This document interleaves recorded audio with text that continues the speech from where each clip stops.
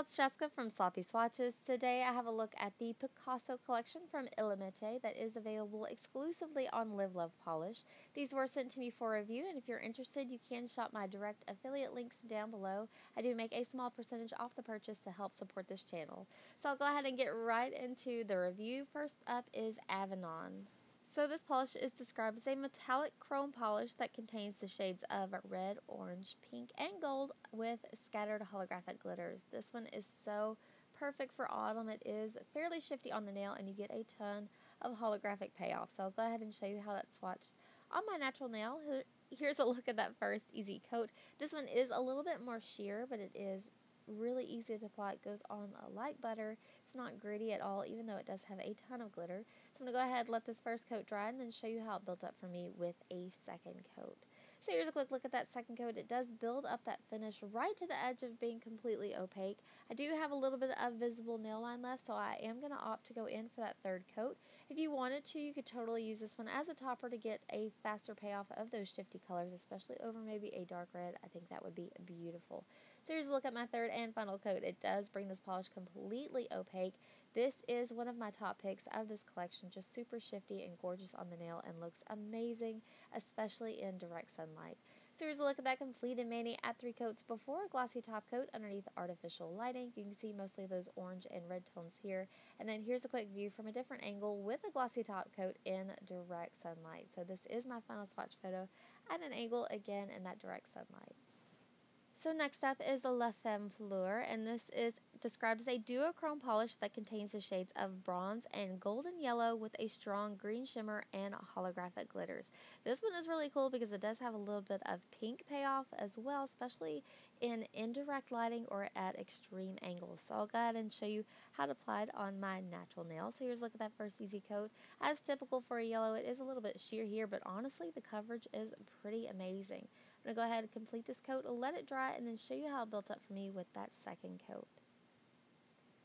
So here's a look at that second coat. 2 coats is going to bump up that coverage and add even more of that duochrome sheen, but it was just shy of being completely opaque for me. So I am going to go ahead and opt to show you what it looks like with a third coat. So here's a quick look at that. 3 coats for sure brought this polish completely opaque with tons of shift. It does have a very, very slight texture. I do recommend going in with 1 coat of your favorite glossy top coat just to extend that wear time.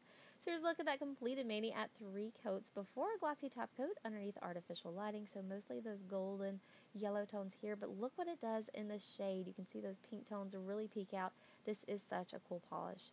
This is my final swatch photo at an angle in indirect natural lighting.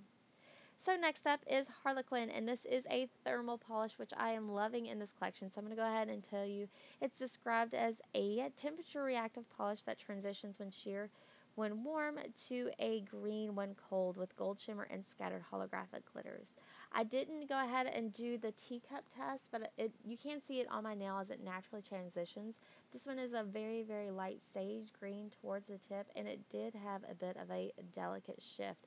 I do live in Texas where the air is warmer, so when I go to the outside, you can see it almost absorbs that cold tip immediately, but it is a really cool finish on the nail. I really love how soft it is in the warm state as well. It does need 3 to 4 coats to be completely opaque. I am going to go ahead and show you what it looks like at 3 today. It does make for a very natural and smooth transition at 3 coats, so I was really happy with the finish here. So here's a look at that completed mani at 3 coats before a glossy top coat underneath artificial lighting. And this is the best shot I got of the shift on my nails, just a very soft sage green here.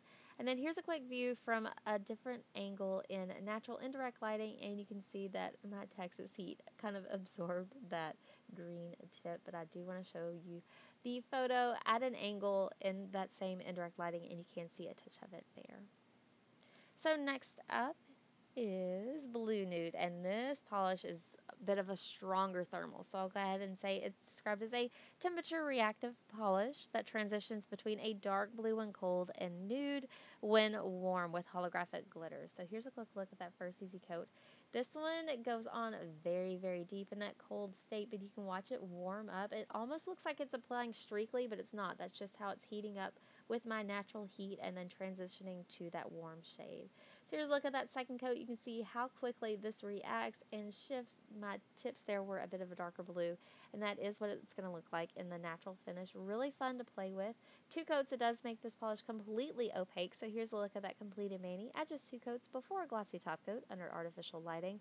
With the thermals, I do recommend going in with a coat of glossy top coat to help bring out all of that shimmer. It does dry down a little bit dull. So here's a look at that completed mani at a different angle in the natural direct sunlight.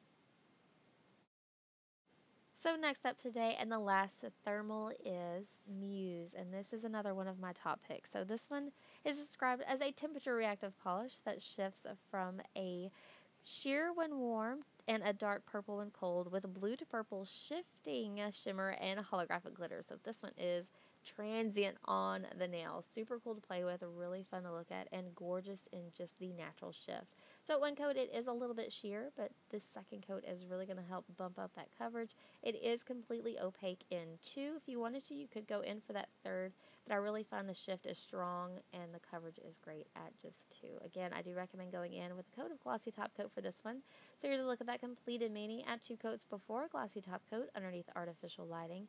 And then here's a quick view from a different angle in direct sunlight. Again, the heat kind of zapped the cold shift from my tips, but you can see it there on the first 2 nails. And then this is my final swatch photo at an angle in direct sunlight. So last up today is a really fun polish. I believe it's pronounced Guernica, and it's described as a metallic gunmetal polish with reflective and holographic glitter. So this is such a witchy pewter color, really cool, and it's going to look different under different lighting sources. So under my indoor lighting, it gives off more of that silver chrome finish, and then in direct sunlight, all that holographic glitter is going to come out to play. The formula on this is amazing, really close to being a 1-coat polish. I did have a little bit of flooding there, but I just cleaned it right up with acetone and a cleanup brush. I did opt to go in for a second coat just to make sure that I got all of my corners covered and it was completely opaque. Just really easy to apply though, and it was a dream to work with. I do recommend going in again with 1 coat of your favorite glossy top coat to help keep this one at its shiniest. So here's a look at that completed mani at 2 coats before a glossy top coat underneath artificial lighting. So there you can see more of the silver payoff, very witchy. I think this would be awesome for Halloween. And then here's a quick view from a different angle in direct sunlight, and you can see those peaking of holographic glitters coming through. Again, just a gorgeous and really fun polish. It's not really like any other silver I have in my collection. So this is my final swatch photo at an angle in that direct sunlight, and that does wrap up my swatch and review of the Picasso collection. These are available right now, and I'll go ahead and give direct links down below. If you'd like to see more, you can also follow me on Instagram at Sloppy Swatches. So thanks so much for watching, guys. See you next time.